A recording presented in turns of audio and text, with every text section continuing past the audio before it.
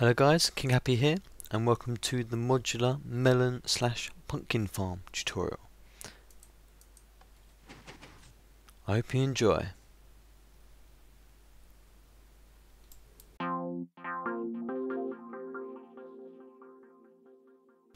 Okay, so step one is to map out your base. Today I'm going to show you how to make a 6 module one. So these, where these redstone torches are, between them will be one module. So there's 1, 2, 3, 4, 5, 6. And the first thing you need to do is then map out your circuitry underneath. It's easy if you do this one first. And all you do is put down redstone torch in the ground 4 apart, and then 3 apart going backwards. So if you're looking this way, you'll see the farm front. Down here are your inverters, and now to connect all these up, you just need to do up the surface. Do it this way. You want the redstone torch there, so then the first part of the farm starts on there like that. And to connect this down the bottom, you have redstone torch going across, and then you go to repeater, and you do the same for all of them. And then at the front, you have another repeater, and then this will then go to your power. So, for instance, if I put this just to a switch here, lever, that will be the farm in one position, and then the farm switch positions like that. And as it's the redstone repeater, you can keep going modularly because they power the block and the next one. So that's how that works. So I'm going to line them all up, and then we're going to start on the vertical wiring. Okay, so the base is done. I've connected up so that one does all of them. We'll move that near the end to show you how I've done it on my LP. So, vertical wiring works like this in the middle. It's a modular design, so this part will be repeated. I'm going to show you the part which doesn't repeat. So the minimum you need, it's got to be exactly like this, otherwise it won't power the pistons. And you'll see why this works in a minute when we put the pistons in. So it's like this, the first couple, and then we go on to the next one. And these ones then power just normal blocks. Just like so. So that's the modular design. These ones here will power 4 sets of pistons, each tower. And we do the same on each side now. But the side ones, if you haven't got anything on this side over here, then you just need to do one side. So you just replicate it again. And if you're in survival mode, then I do suggest you do this whole bit first and then do the in-between, because it's much easier to do it before you've done the middle. Also, editing the wiring afterwards can be a pain if you haven't done the middle, or if you have done the middle. So, just like that. And I'm going to sort out all of them now and then get back to you. Okay, now that the wiring is all complete, you need to make sure that it's all lined up correctly. So you're going to switch your switch and to make sure all of the signals are the same at the top and that all your things are present. Once you've built the middle bits for the plant, it is a much harder job to check the wiring, so make sure it's done first.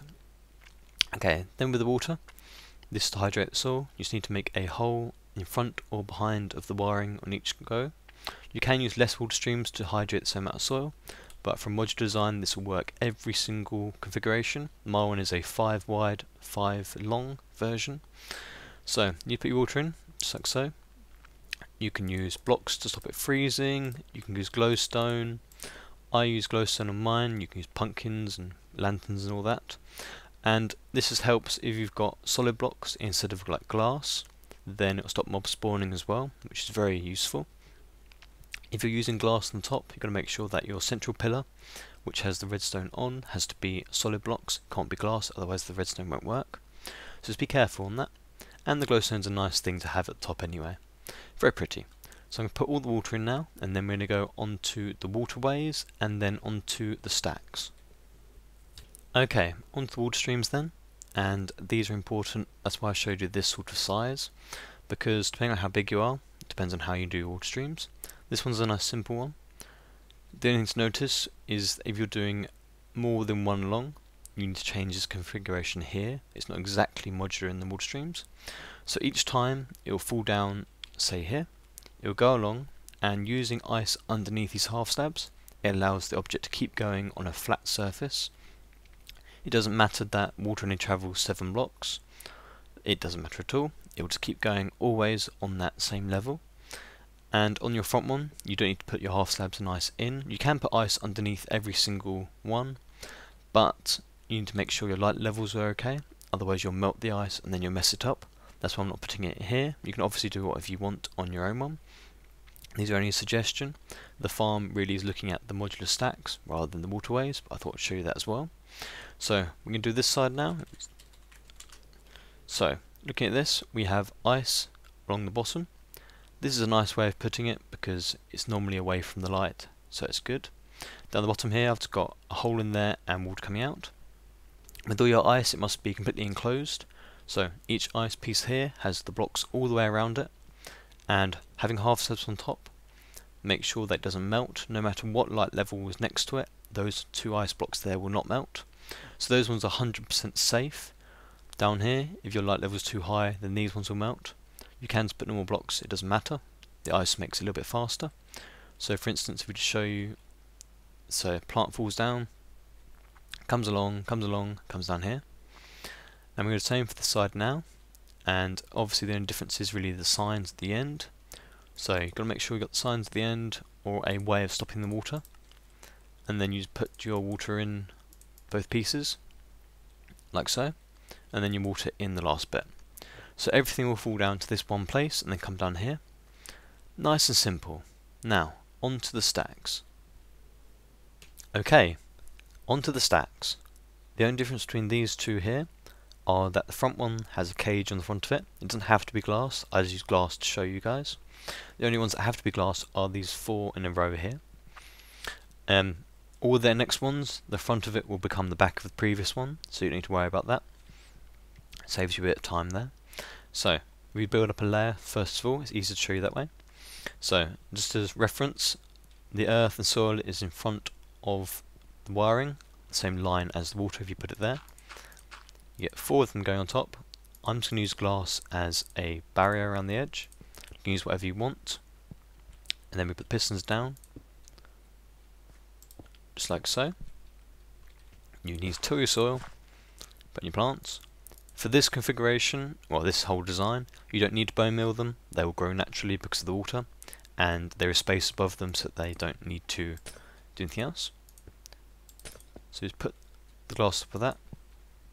The important part is the glowstone. You can use whatever light source you want, but this means that the plants will always grow day or night, and that they will grow from the start.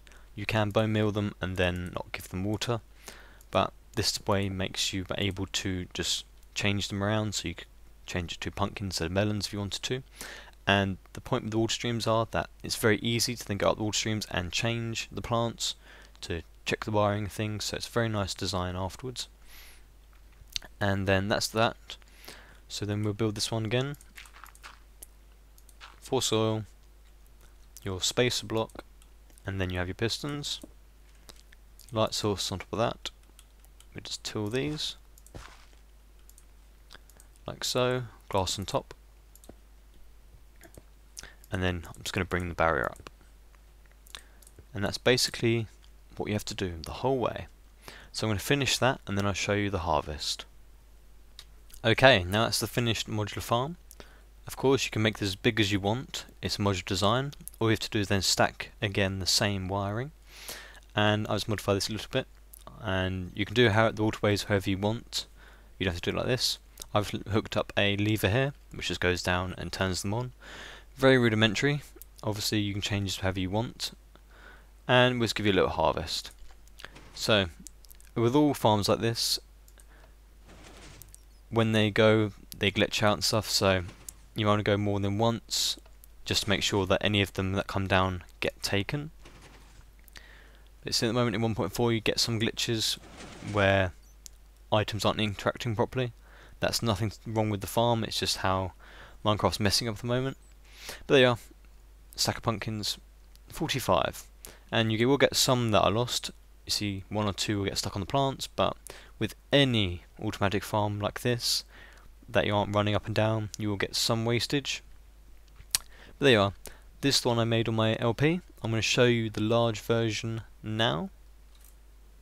Okay, so this is the version I've built on my Let's Play. It's not quite finished, but you get the gist. So you can make this as big as you want it to. And just a note, if you're using this many pistons, this one does 750 when it's complete. You will get a lag spike with the pistons updating, but that's going to happen with any farm this sort of size. This is a very over the top size one.